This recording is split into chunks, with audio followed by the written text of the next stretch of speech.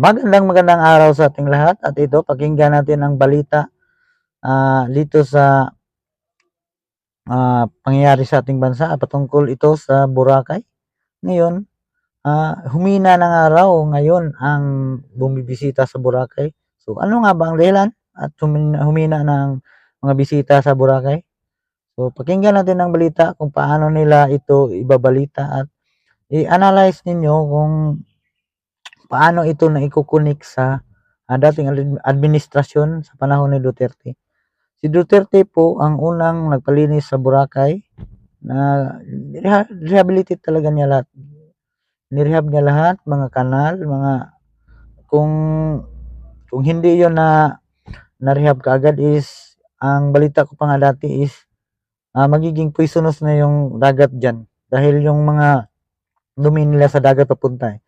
So ngayon nirehab na nga ito ni Duterte at tingnan nyo ang balita at analyze nyo kung paano nila ito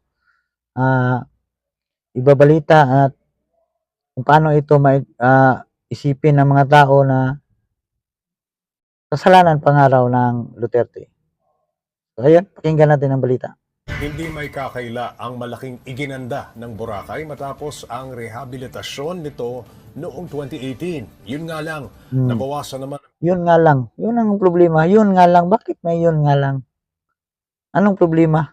Ng bilang ng mga bumibisita sa isla para bigyan ng mukha ang balita. Mobile. Yung sabihin mong magbalita ka ng maganda, halimbawa nito, maganda ang Boracay noong 2018 dahil nilinis ng mga Duterte administration.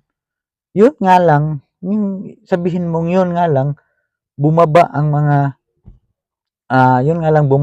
bumibisita. Anong koneksyon? Paglinis at bumaba. Anong koneksyon? Bakit nilinis? Sumali ba na nilinis ni Duterte ang Boracay? Dahil bumaba ang bisita. Yan yung patunog nila eh. Yun ang patunog ng balita nila. So, mali. Mobile Journal, Merrimon Reyes. Malinis at maaliwalas na shore at tree line, sariwang hangin at payapang beach life. Hindi maikakaila na paradise on earth talaga ang isla ng Boracay. Pero maganda man sa paningin ang mga pagbabago matapos ang rehabilitasyon. Pero, yun ang hindi talaga maayos ang balita.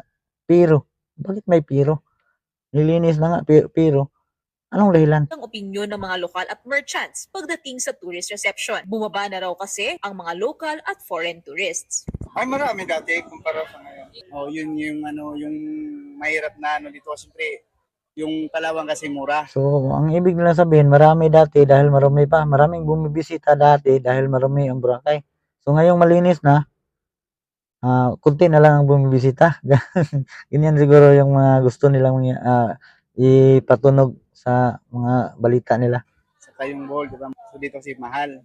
So dito naman kasi kaya mahal, siyempre, tinatawag siyempre yung island natin is sikat. Natural lang yun kasi alam niyo naman yung Boracay maganda eh. Mas maganda yung level up. Mahal din daw ang renta ng mga stall at wala na ang ingay ng nightlife. Kaya ang ibang business owners nagsilipatan na. It's very boring. Boracay, mahal talaga yung Boracay. Dati pa yung mahal ng Boracay. Kaya, hindi yan, ang mga pumupunta dyan is mga mayaman, yung mga middle class. So, hindi mo pwedeng i-connect yan sa paglilinis kaya bumaba yung bisita dyan. Hindi mo pwedeng i-connect talaga yan. Is, nililinis ang Boracay, yun lang. Putol ka na dun. Huwag mo nang nagdagan pa ng pero. Hindi magandang pakinggan eh. Parang pagdating talaga pabayas na yung mga balita eh. Pag ganyan yung mga narinig natin. Unlike before, the only one missing in Boracay right now is the nightlife. Ang dilim sobra. Asa na daw yung upo sila sa beach bed, kakain sila under the trees, manonood sila ng fire dancing. We cannot offer that anymore. Nagigpit yung DNR. Sumobra sa rules and regulation, ang hirap mag-compete. Ayon sa Malay Municipal Tourism Office, higit 1.7 million ang bilang ng mga turista sa isla noong January to October taong 2024. 7,000 ang ibinaba nito kumpara noong 2023. Sa datos na ito, bumaba rin ang bilang ng international tourists na nasa higit 341,000 kumpara noong 2023 na higit 351,000. Pero para sa ilang mga turistang nakausap natin, It was awesome. I had a good time. The water felt awesome. Bakit hindi nila kinuha yung datos ng 2020 2018 hanggang 2022. Bakit hindi nila kinuha yung datos? Ang kinuha nilang datos is 2023 to 2024. So, bakit hindi nila kinuha yung datos doon? Kung gaano karami noon sa pagkatapos may rehabilitate yung Boracay. Again, every time I come, I recommend everybody to go there. It's our first time in here, so it's a good. Sa ngayon kasi parang unlinis naman eh. Not like na naririnig ko, madumi sa Kasi Boracay. yung dati, I've been a lot of islands man sa Philippines, but Boracay is the best. Ramdam na raw ng mga lokal sa isla na seasonal na ang pagdayo ng turista. Sa kabila nito, all year round pa rin naman daw ang good service na ibibigay sa mga bibisita. Nariyan pa rin ang Paano ka naman na liliwali ngayon dahil magbabakasyon yan? Ang hirap na ng buhay. Mga middle class ngayon, focus na sa trabaho dahil ang mamahal ng mga bilihin. Wala nang panahon yung dati sa panahon ni Duterte, ang daming mga doon mga turista, mga nagbabakasyon sa Boracay. Dami doon nung panahon nito dahil yung mga bilihin doon dati is mura pa, ngayon ang mahal na. Sobrang grabing pagbagsak ng ekonomiya ngayon. water activities tulad ng parasailing, kayaking, photo opportunities sa mga sandcastles, at ngayon ay ang nauusong party boat kung saan marami kang makikilalang bago. Paalala lang nila sa mga dadayo, Dapat lang kung kalat mo, ilinisin mo. Kung may gasolina yan, nako, ibantayan mo yan mabuti. Bawal siyempre, magsiswimming ka na lasing, delikado. Kailangan mong i-manage yung expectation nila na yun ay hindi na pareho dati. Hindi natin dapat kinakalimutan na panatilihin ang kalinisan at kagandahan ng ating mga isla. Tingnan mo yung last interview nila, grabing edit yung ginawa nila. Isang salita, cut, edit. Dahil hindi talaga nila gustong marinig yung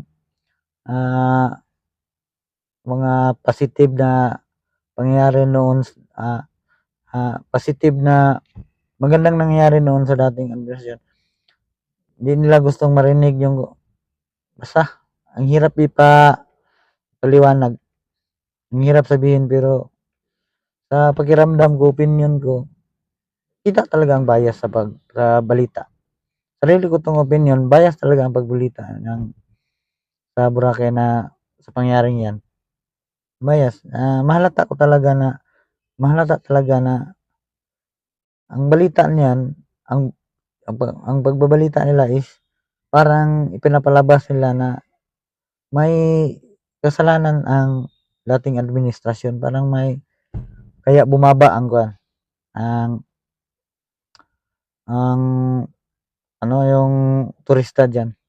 So kaya na nilang kontrolin kasi ang mga mainstream media kayo ng mga politiko, ginagamit pang politika. Kaya ang maasahan lang talaga natin is yung mga vlogger na nagsasabi ng totoo, opinion nila. So ayun lang muna mga boss, at magandang araw sa ating lahat at maraming salamat po at kita-kita po tayo bukas.